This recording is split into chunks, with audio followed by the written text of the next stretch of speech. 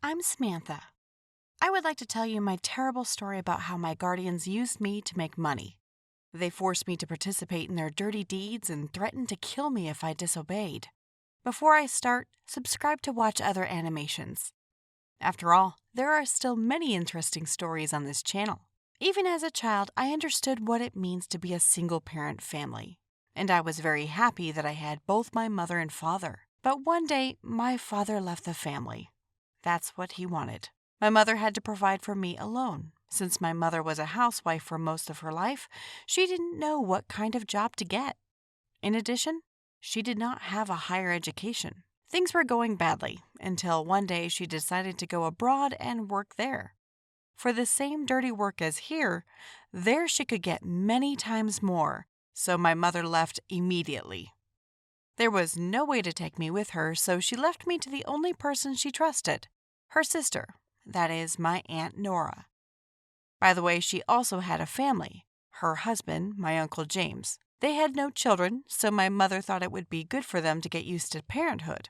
In return for a huge service, my mother promised to send money for my security as well as for food. Aunt Nora agreed. According to the law, to leave a child here, you need to issue temporary guardianship for an adult, so officially Aunt Nora became my guardian. That's how I moved to a new house. At first, everything was normal. They paid a lot of attention. When I came home from school, a delicious hot lunch was waiting on the table.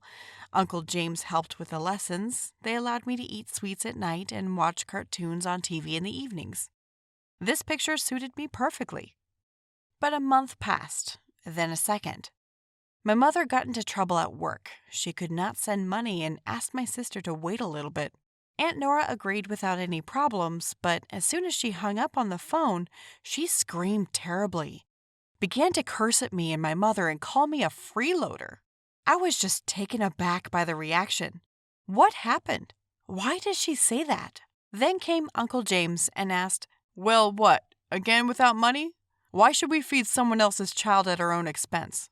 Let's give it away somewhere," he said, looking in my direction. I was dizzy with fear. Then Uncle James laughed and said he was joking. They sent me to bed, didn't even let me talk to my mother. I felt like a stranger that night, and I missed my mother more than ever. The next morning, I woke up as usual, washed my face, and wanted to go to school, but my aunt stopped me at the entrance and told me that now I would not go to school. "Since your mother doesn't have enough money to support you, you will be the one who makes the profit. We need to feed you somehow, and so that you don't complain to your mother, I don't allow you to communicate with her. Only I will speak," she said. All the time that I listened to her, there was some noise in my ears. My head was spinning. I don't think I even breathed all this time. It took me a long time to recover from the horror. But my aunt quickly helped me. She threw some ragged rags in my face for me to put on. Then she drove me to a public place, put on glasses, gave me a walking stick, and made me beg, pretending to be blind. I couldn't believe my aunt would do such a thing. I was ashamed, scared. I was at a complete loss and did not know what to do in such a situation.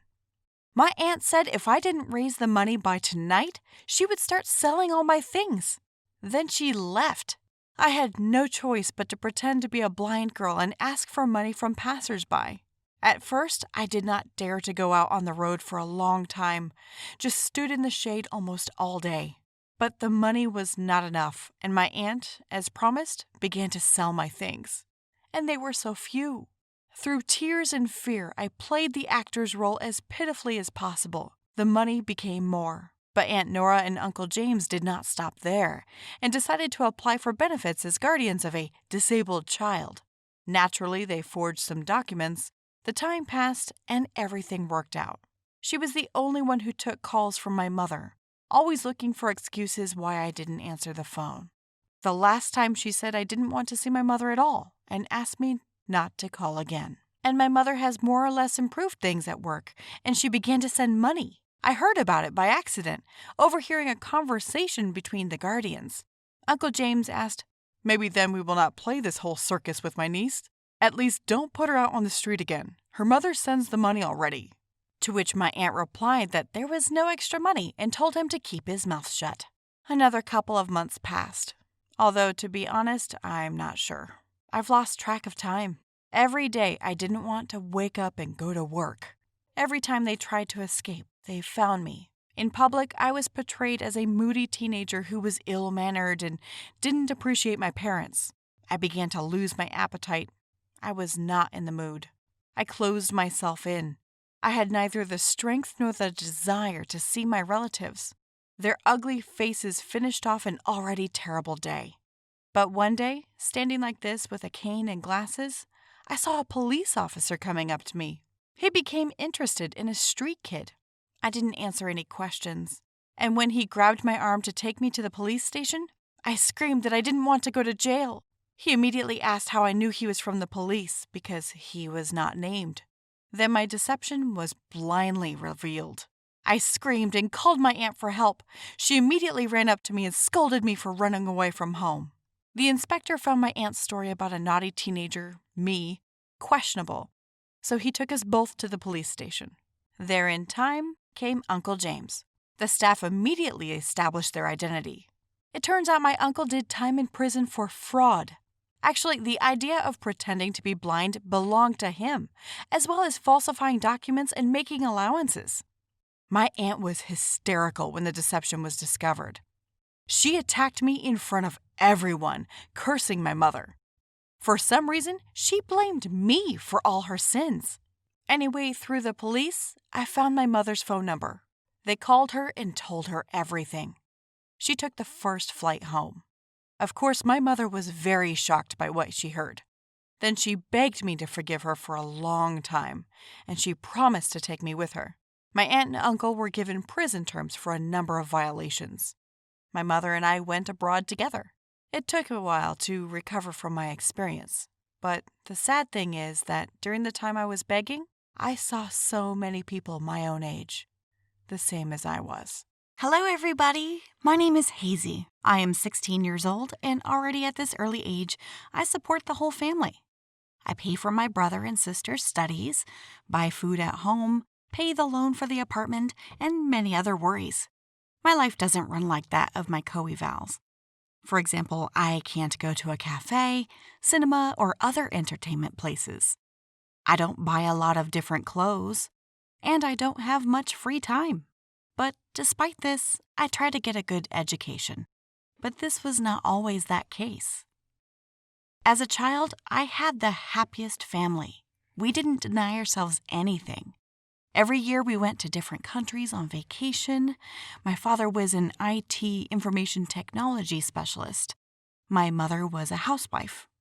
She looked after me and my little brother and sister. By the way, they are twins. Their names are Rudy and Cody. Mom just wouldn't have time to go to work. Although she had her own hobby, she wanted to become a fashion designer. In spare time, she sewed beautiful dresses. I enjoyed watching this process. She was so good at it, and it looked great. And often the whole family would gather around the fireplace in the evening and play various board games. These were cozy evenings. How quickly all good things come to an end. One day, my father went on a business trip for a week. This was not unusual. He was often away. But this time, he didn't come alone. And there was another woman with him, with a slim figure and large forms. My mother was also very beautiful. Father decided to choose her. He said that he will leave to her to live together, and leaves us. That day, he packed up all his things and left. It was a shock for us. My mother did not know what to do next and how to feed the family herself.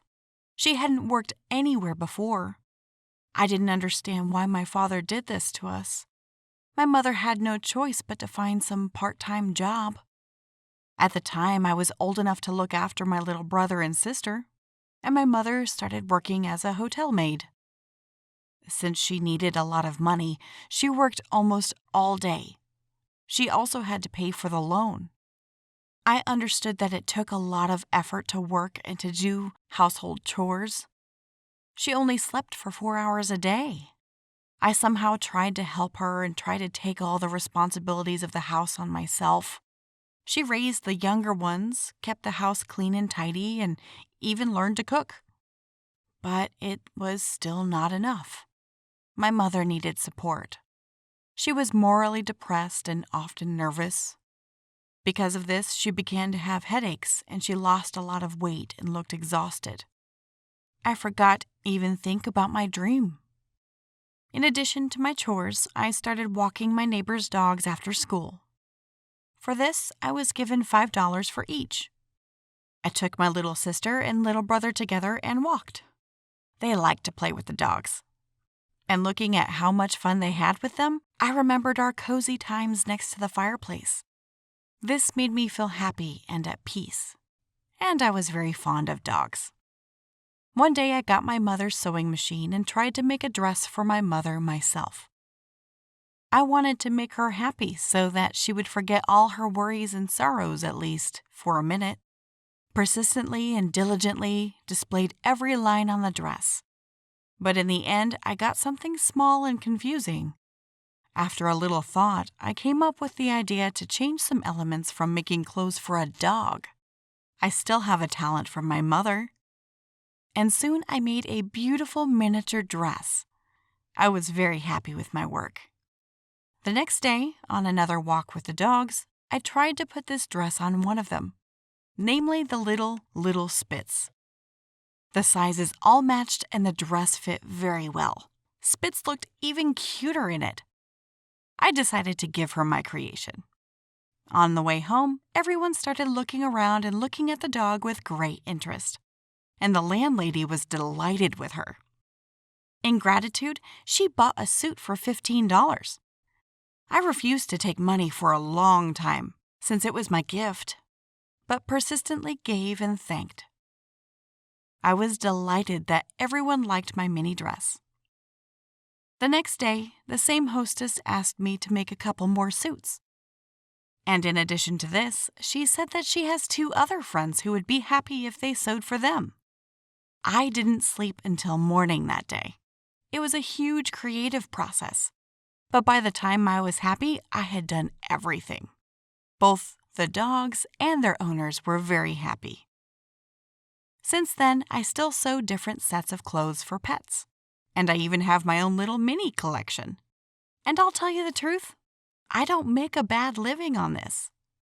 But despite my work, I try to keep up and not miss school. My sewing brings me great pleasure, and I don't really want to spend my free time on other activities. And my mother is very proud of me. And she doesn't have to work too hard anymore, but she still goes to work so she doesn't have to put all the responsibilities on me. And I was happy with everything. And I have one dream. I want my mother to start her hobby again and become a good fashion designer. I hope everything will still come true.